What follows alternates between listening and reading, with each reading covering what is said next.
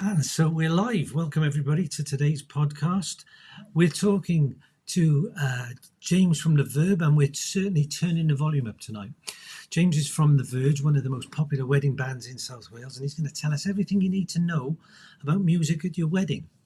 We're going to talk about how live music transforms the atmosphere of your wedding, what songs to get every generation going. Think about it, every generation is going to be there at your wedding. What to avoid when booking a band, thinking about timings, if you're thinking about your first dance, your playlist, or just how to keep your guests on the dance floor all night, you're going to love this one. Make sure you stay with us till the end because James is going to share some valuable insider tips that could really save you stress and a lot of money and help you create that perfect day. So, without further ado, let's bring James on and welcome. Thanks for joining us, James. Hi, Bill. How are you? I'm good. So we were Very good. chatting earlier in the week about both our loves of music, and mine's long gone. I still like to play badly. I play a bad guitar and a bad piano, but I don't get time to perform anymore. But you've taken that to the next level, and you're a multi-award-winning wedding band, and flat out with bookings weekly. So I thought it might be nice for our viewers just for you to tell us how you got into it. Thanks, Bill. Thanks for having me on as well. It's great to be able to share some things with the viewers. So yeah, how we started, really, we're just a group of friends with a shared love of music who started having a bit of a jam together in each other's houses. Um, our partners or wives used to moan about the drum kit particularly, and making a bit of a racket. But yeah, that's how we started. Just a group of mates. To start with, actually, we didn't have a drummer. It was myself on guitar, and Simon, the singer, on guitar, and our bass player.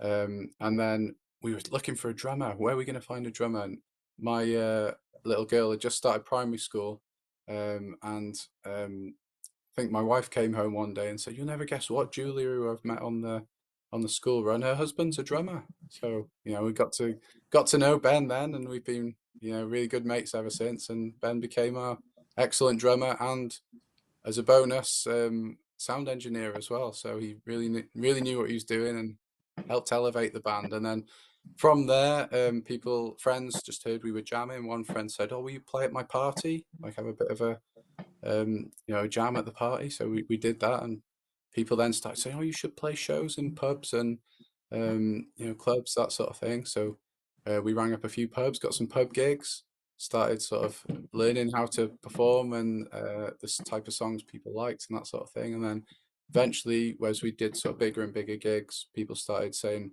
"Will you play our wedding? Will you play our corporate function?"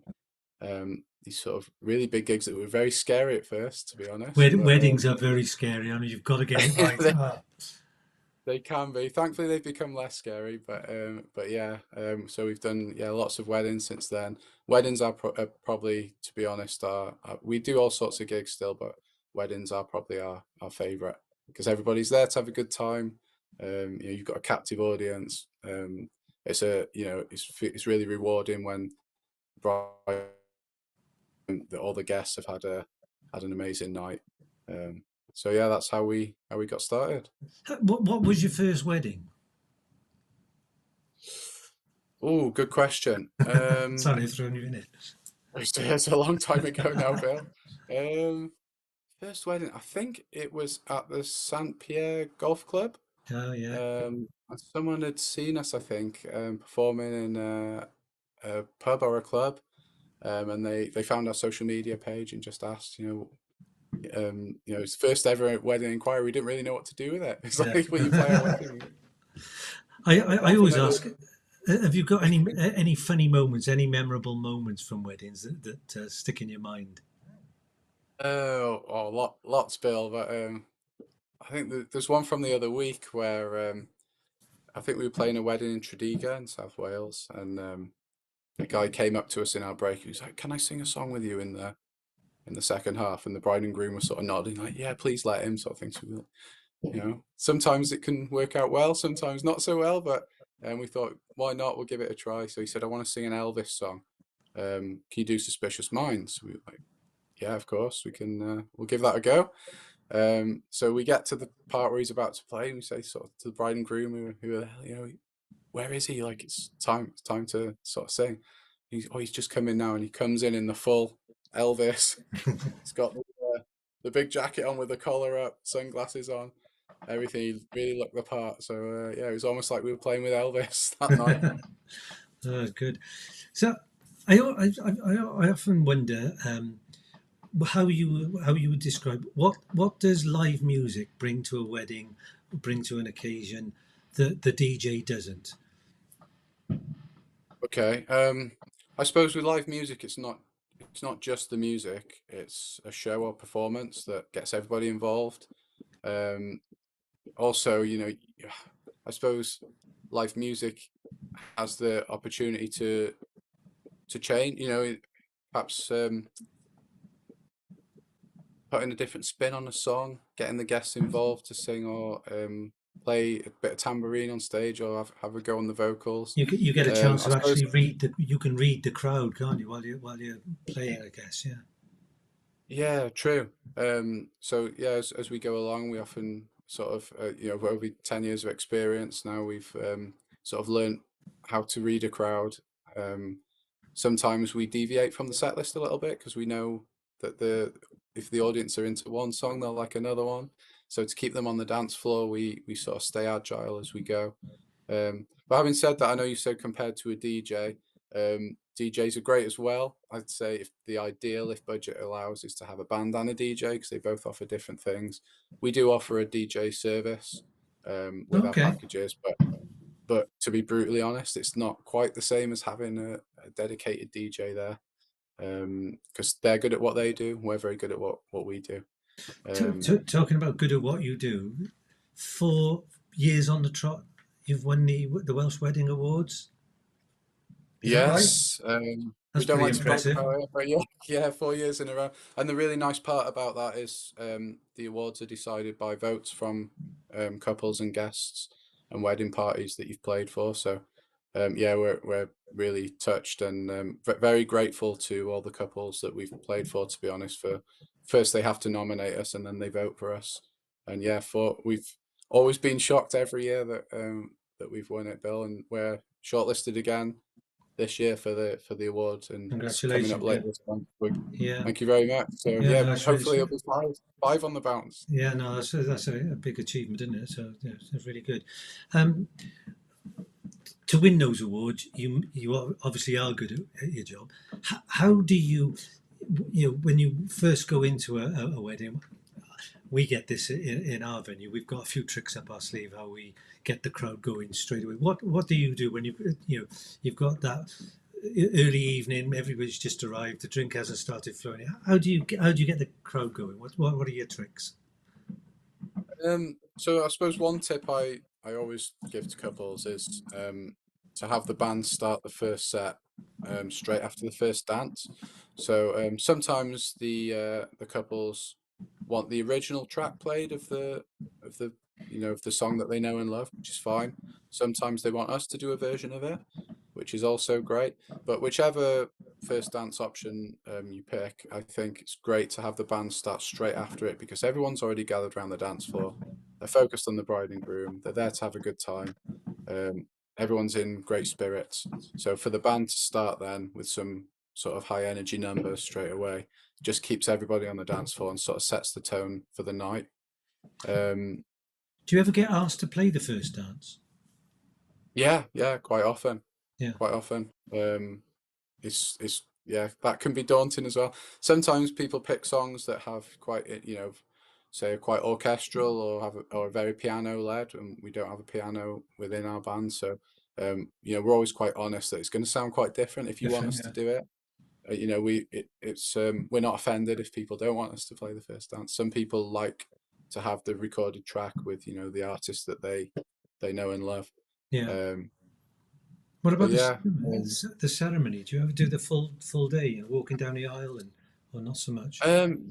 Not so much walking down the aisle because people have recorded music, or they tend to have sort of classical musicians to do that. Yeah. We did have one wedding party from America. A couple, one was from Alabama, one from the bride was from Alabama and the groom from Tennessee, or the other way around. Right. And they contacted us. They found us on social media, and they were having a destination wedding in Wales. They wanted us to play their wedding, and they wanted us to orchestrate the whole music throughout the day. Yeah. So we have done it, yeah. But generally, it's the evening, and we do offer an add-on of like an acoustic set in sort of early evening or late afternoon when guests are perhaps having a drinks reception or cocktail hour, that sort of thing. That's more common, I would say. But yeah, we're happy to try and do anything. But Yeah. generally, I'd say in the actual ceremonies themselves, people either have recorded music or classical musician, or perhaps like um, just like a singer and guitarist who they know. Yeah. When we were chatting earlier in the week, you said couples shouldn't underestimate the impact of live performance energy. What did you mean? Yeah, so that's quite a phrase. So Yeah. yeah, well, I'd say that it's key. The professionalism is key. You don't want a band who don't know what they're doing or don't sound very good or aren't tight as a band. Um, and the live performance is also very important, not just the sound, how you interact with the crowd. Um, like we talked about earlier, adapting the set as you go. So I think the energy from the band rubs off on the guests. And then likewise, the band gets energy back from the guests on the dance floor as well. So it's a two-way thing. Yeah. Um, so yeah, I think, as I said at the start, I think the band needs to be high quality first of all to get the guests onto the dance floor and having a great time, and then I think the rest of the evening takes care of itself. Then. I think the key is interacting with the audience, having the confidence and the ability to speak to the crowd and encourage them. I've been to a few weddings where there's not much interaction. It's just one song played after another. Um, Good songs, and there's people on the dance floor, but the energy has been lacking. I think if you're able to talk and get people going, it's one of the things we do up in Ridgeway. But obviously, we haven't been able to have live music. But we're going to have a conversation about that. We might have a trick up our sleeve. Yeah. So, but that's really this is all about weddings. So let's move on. We were talking about actually planning. When would you recommend couples get in touch with you, or other bands or DJs? Just generally, how far ahead are you looking at bookings? And the key days go quickly, don't they? So the Saturdays and what have you. When would you? Yeah. What advice would you give? So I guess, yeah, with bands or DJs, or in fact with all suppliers, obviously the earlier the better. The more chance you've got of securing the one that you like on your day. Um, Usually when people contact us, they are at the early stages, but not always. I think the people who contact us know how important live music is going to be to their evening celebration, and make it a night that everyone will talk about for years and remember. And they want to secure the right band. Um, Although sometimes, more budget, perhaps people couldn't afford a band at one point, and then a bit of budget becomes available towards the end. So um, they might be lucky and contact the band they like, and they do happen to be available on that date. That has happened before, but I would say sort of 8, 9 times out of 10 when that happens, we have to say, really sorry, but Sorry, we're already booked. So I'd probably say at least a year in advance is the best option if you can about a year do in that. advance. Yeah. Um, any tips for couples how to coordinate the venue and the band together?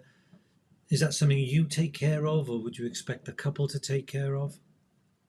Um, no, it's not something we'd expect the couple to take care of. I mean, they pay a lot of money to suppliers for to make their night as amazing as it can be. Um, yeah, I think it's very much we see it as our responsibility to make sure the live music element of the night works well. So, me or another band member will contact the venue in the run up just to coordinate the right time to arrive, set up. We always find out the first dance time, so we know what time we're aiming for and the ideal set times that they've planned. But then things don't always go to plan, to be honest, Bill, as you'll know um, from running the venue. Sometimes the speeches run over, or there's a bit of a nightmare in the kitchen and the dinner runs over. So we always make sure we stay flexible, and we'll just shift our timings where we don't get we're completely happy to do that, and we know that we need to do that on occasions. What about sound restrictions? So we have sound restrictions and volume levels that we have to adhere to. How often do you find that as a problem, or how do you cope with it? Yeah, fairly often. I'd say probably a quarter to a third of venues have some kind of sound restriction or live music curfew, or both.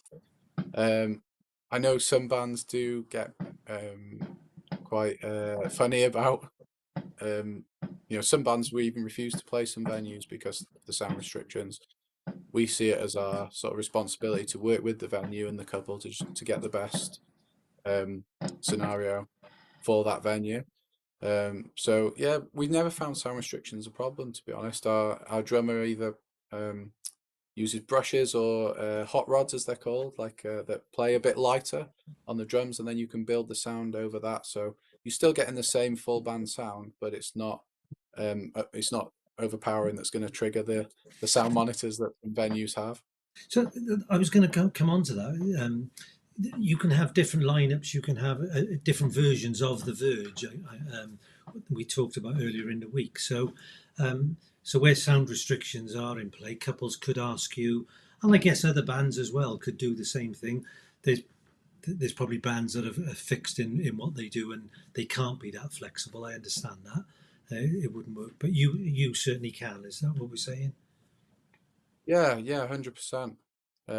Yeah, like I said, we're there to make sure the first and foremost the couple and the guests are all happy, but it's really important to keep the venue happy as well. So we want to go back to venues and Yeah, play them again. We don't want people to think, oh, the Verge not having flouted now. our rules. Yeah, yeah, Yeah, yeah, yeah. exactly. Or worse, cause problem on the night when everyone's there to have a great time. So yeah, we're more than happy to stick to them. And I've never played a gig, hand on heart, honestly, with sound restrictions where the dance floor still hasn't been full. Full. Yeah, So it just shows it can be done. you can work with it. Um, Yeah, yeah, yeah. yeah. We do offer different packages as well. So we do quite popular is our acoustic trio as well, which I know we've talked about, Bill, which Mm. perhaps exciting Yeah, no, bit of news coming on that with the Ridgeway. But yeah, our acoustic trio is really good for venues with sound restrictions, but also for smaller venues or more intimate weddings as well, where there's not as many guests. Obviously, it's a lower cost option as well. Yeah, some couples choose that for budget reasons. Some couples choose it because it's a smaller venue or smaller group of guests. yeah, yeah. So going on now, insider tips and tricks. So people are sitting there at home planning, or couples planning their playlists and their first dances, and what trends have you seen this year? What music always works, what first dances are the most popular, even if you're listening to the DJs playing.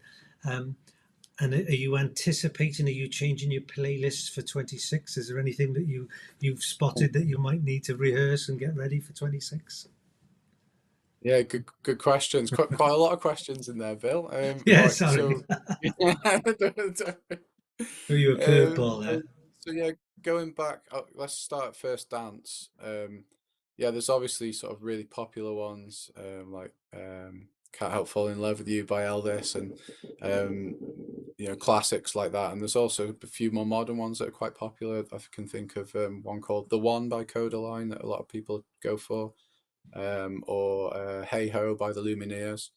But I do quite like it when couples pick a bit of a quirky one that you wouldn't expect, and we do it a little bit differently. So the one that my personal favorite that I remember is a couple who are quite big rock fans, big fans of Blink 182. They wanted us to do an acoustic slowed down version of their song "First Date," which is very fast and punky as an original, but when slowed down, it completely changed the song. It was very interesting to see that work as a first dance song. So yeah, that stands out. In terms of what gets people dancing, there's obviously very popular tracks that never seem to fail to get people on their feet, such as Proud Mary, Play That Funky Music, Mr. Brightside, Twist and Shout, Summer of '69.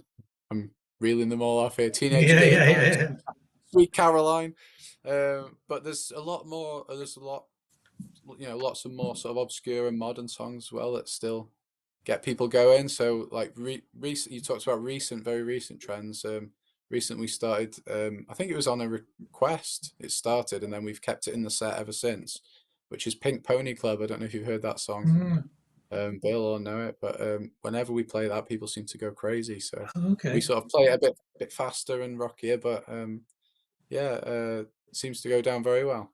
One of the things that when we're doing planning meetings, it doesn't happen very often, but you could have a very niche wedding, um, and an example was the playlist that we were given was basically all thrash metal, and we were saying, Okay. well, I understand the couple really like that, but what about your guests? You've got a big mix of guests.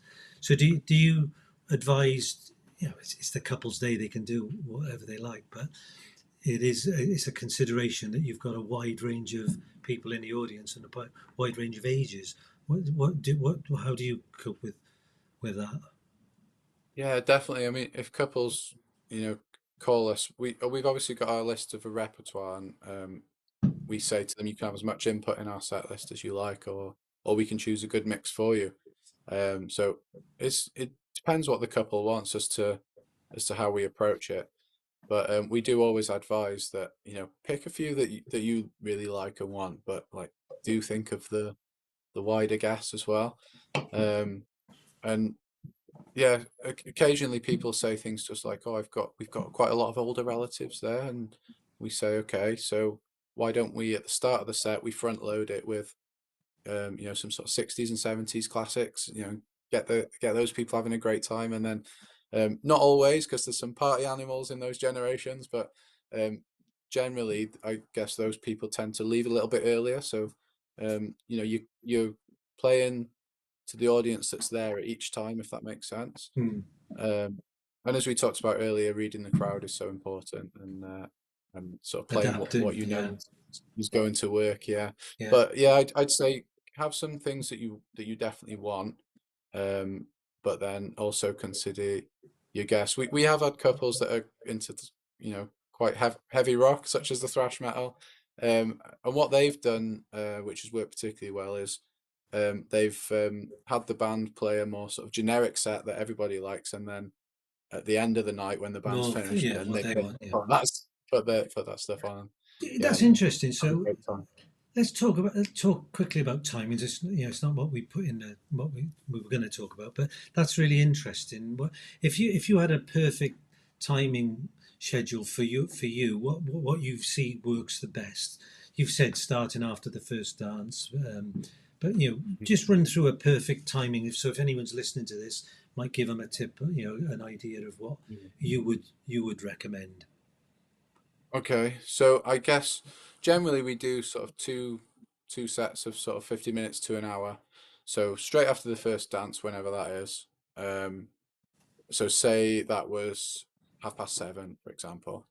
I would say 7:30 to 8:30, and then try and time your if you're having food, it's always best to have food either before the band starts, I would say, or in the break when the band's having a break, because there's nothing worse than paying a lot of money for a band and they're playing and trying to get people on the dance floor, and then um, the buffet's opened and everybody is hungry wants and needs to get to the buffet, and then so you almost you're not getting the best bang for your buck, so to speak, from the band. So Hmm. yeah, I would say a lot of venues advise this as well, and they plan for that. So it's very rare um, that we have to sort of influence it. Um, the venues, almost always know exactly what they're doing. Um, Occasionally, we've got there, and like I talked about earlier, things have overrun. Speeches have overrun, or Yeah, the breakfast, that sort of thing. So in that case, we often advise the couple that and they've always agreed with this. Actually, I've never had anyone disagree with it. I've always said, why don't we play a shorter first set of 30-40 minutes, and then the buffet will be served, because the buffet times can't change because the food's Foods, being right? Yeah, prepared for a yeah, set time. And then we'll play a longer set. We'll just add the time that we've took off the first set and add it to the second, so you get like an hour and a half later in the evening, yeah, and that always works well as well. So staying adaptable, I find, and being flexible is so key. But yeah, generally, if timings are working perfectly, I'd say that 7:30 to 8:30, perhaps an hour for food, and then 9:30 till 10:30, 11. yeah. It's perfect timing. Great. You've probably covered all this, but we did ask you to prepare your top three tips for couples. We probably covered it, but do you want to just make sure you haven't missed any? Okay. I did note a couple down, because that's a big ask. That's a lot of Yeah. pressure, Bill. But so my top three tips, on behalf of the Verge, I would say number one, do your research. So read reviews, check out social media pages, see if they've won awards. I would say that one, no, but Yeah. watch videos, and that's really important. And don't just watch the promo videos that have been produced in a studio and polished. Watch the live ones that people have taken on their phones as well, and posted, because that gives you an idea of, obviously the sound quality is not going to be amazing, but you get an idea of how the band performs and interacts with the crowd and the energy from the band. And in this first tip, I'd even say, if you can and it's possible, you've got enough time, maybe even go and see the band perform at a public gig beforehand. We often get people asking us that, have you got any public gigs coming up that we can come and see you? And we're more than happy to. We often have a chat with them as well in our break or whatever, and then so they get to talk to the band and interact and see what kind of people they are as well, Mm. which is really good, because you want someone at your wedding who you trust, is going to be reliable, is going to be friendly to all your guests. So yeah, really important. Do your research. Number two, I would say, check that the band can play the stuff that you like and that all your guests are going to like. Um, so yeah, as we talked about earlier, not just the stuff you like, but think of your wider guests as well, as you'll have a range of guests and different tastes at your wedding. And the key is keeping everybody happy. Um, yeah, we don't like personally to be like, we what's the word? Almost like selling your soul and being too cheesy, but we understand that there's a wide range of things that people like, so it's good to mix up some of those, perhaps a bit more indie type um, songs with popular classics as well. And then three, I'd say, ask lots of questions, not just of bands, but all your suppliers. Don't be afraid to ask questions. I'm always more than happy to speak to people, answer questions, have a phone chat with them. I'd say talk to the band, ask questions like, have they played at your venue before? Are the band members in, this is a key one, are the band members in the video the ones that will turn up on the night? Ah, yeah. Um, or There's is it a quite a band? few bands that have multiple members, don't they? You never know who you're going to get. They could have six versions of that band out. I get that. It's a less personal model, Yeah, isn't it? But yeah, it is. Yeah, I mean, with us, 99 times out of 100, you're going to get the same four guys that you see in there. Obviously, illness happens, things happen in life, don't they?